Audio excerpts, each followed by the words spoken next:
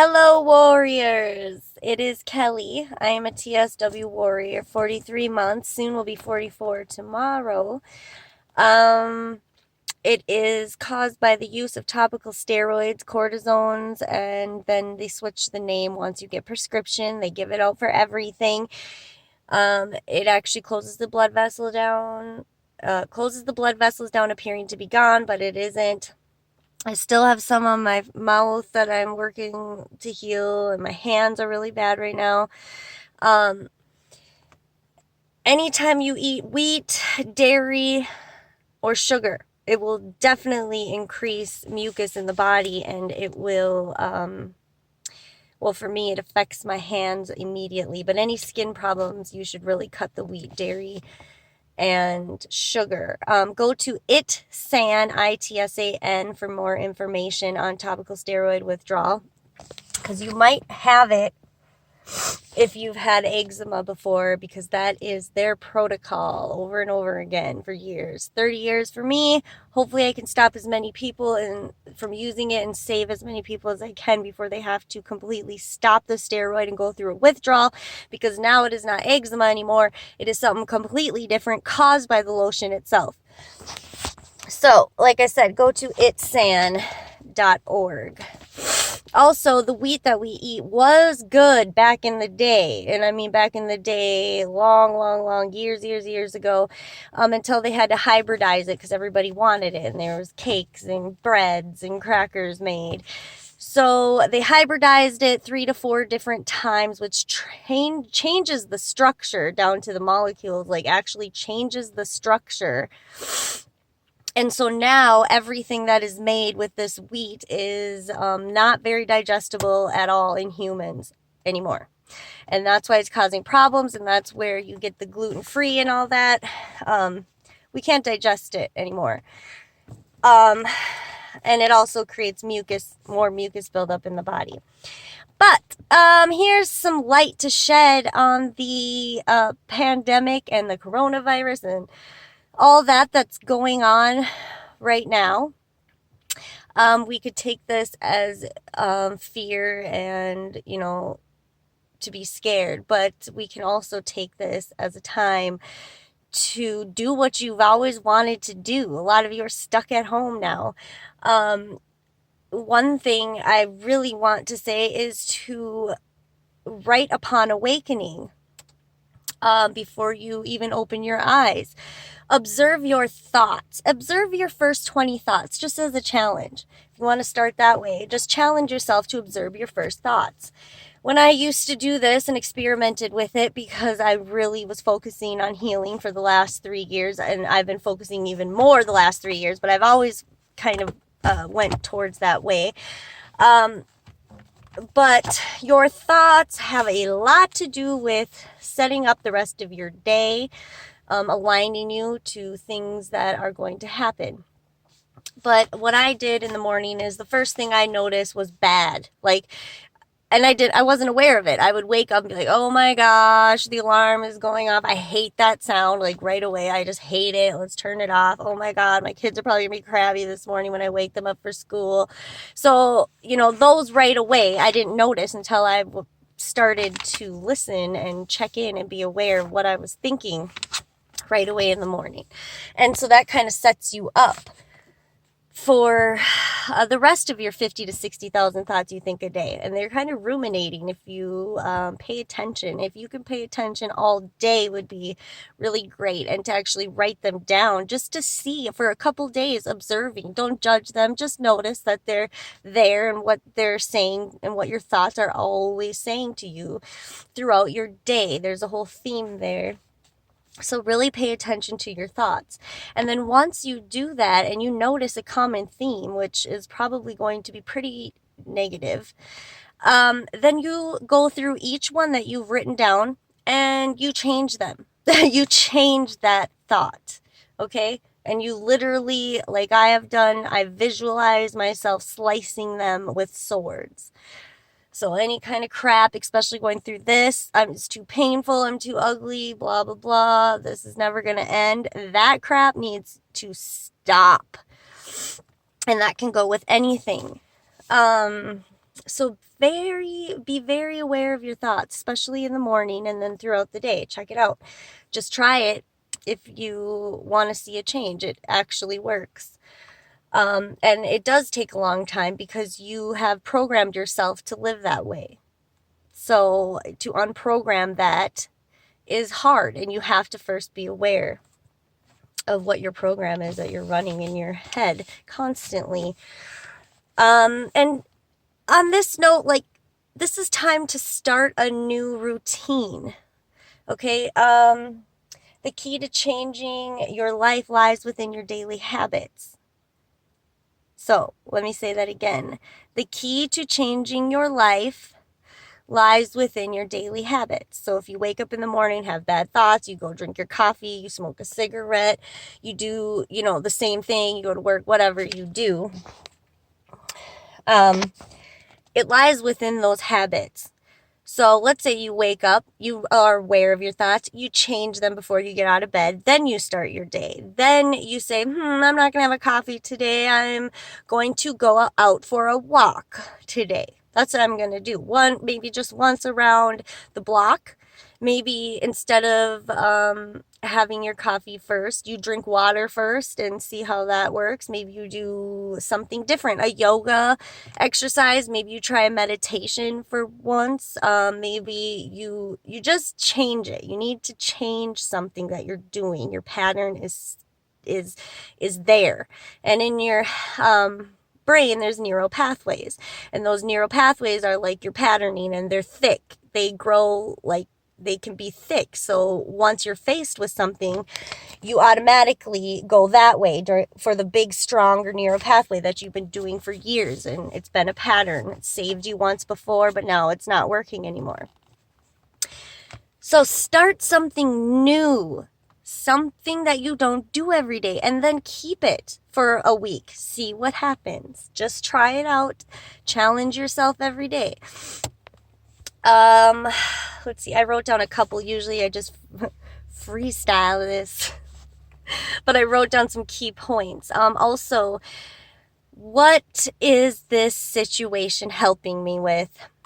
If you change that, even by just saying those words or thinking those words about a situation that you have that is totally negative and that's all you can see from, if you change the words, what is the situation helping me with, you will find new answers.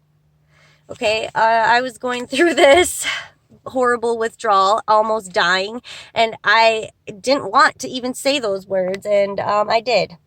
And I experimented with that. What is this helping me with? Well, it's helping me with patience, for one. It's helping me see how strong I am, for two. It's helping me appreciate every little small thing, even my movement of my hands, my mouth, being able to talk. I couldn't talk before some days. If life is here to support you, if life is here to help you grow and evolve, no matter what, then what are these situations helping you with that you are faced with? Just change the question, see what you come up with, maybe write it down, check it out, try that as a challenge. Those are fun. It will actually change your perception. And also the grateful journaling, that's very important. Maybe in the morning you wake up and for your first routine you change it and you write down every morning, what am I grateful for? And you make yourself write 5 things. After you do that, the list starts going on and on and on, and you end up smiling and feeling very good. So try that as a challenge when you're having a bad day, especially if it's health wise, those things, chronic health pain, all that crap, it gets down, it wears you down. It's very hard then to actually it's a perfect time then to train your brain a new way into thinking of different, think differently. Because once you see something negative, it's like you're seeing from this perspective down here, and that's all you're seeing.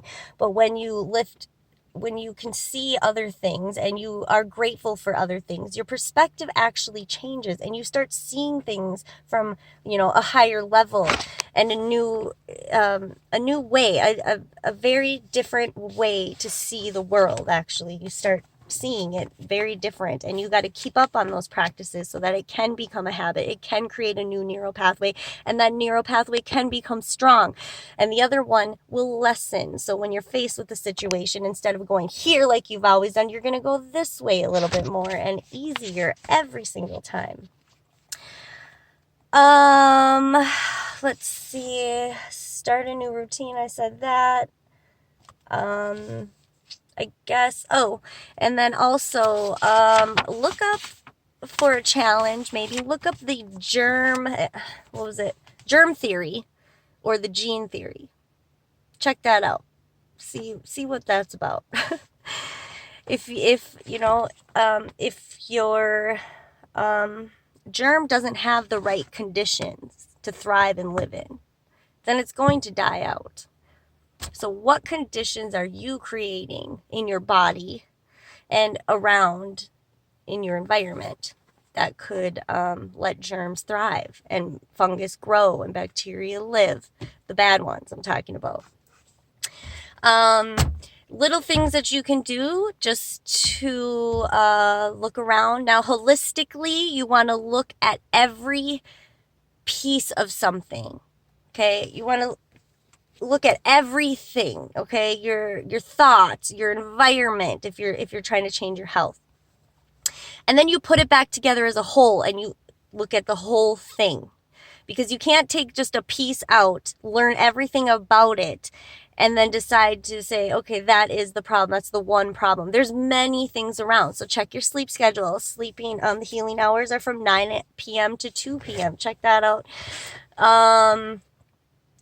Also, how many computers, electronics do you have in your room? Are they everywhere? I think everybody should probably have a room that does not have any electronics in, especially your bedroom.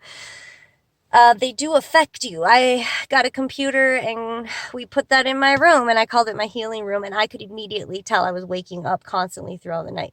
So another one is check your house for mold, bacteria, dust. You could put your pillows and blankets outside in the sun to kill bacteria. Little things like that. Check if you have any issues. Check your intake. What are you intaking in your body? And then switch the question. What is this helping me with? What is this healing me with?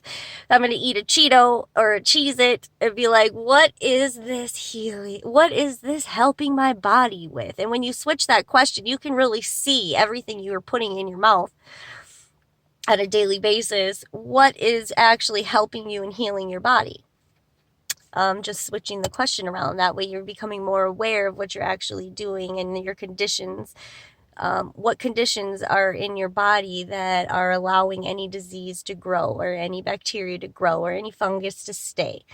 So just be aware of everything and take this time to really, look at things and see things from a different perspective. And if you don't, challenge yourself to try and do that, because I promise you it helps, and it really changes everything in your perspective. And then those come new thoughts. And another quick one, what is the best and first way to manifest anything and see it that second?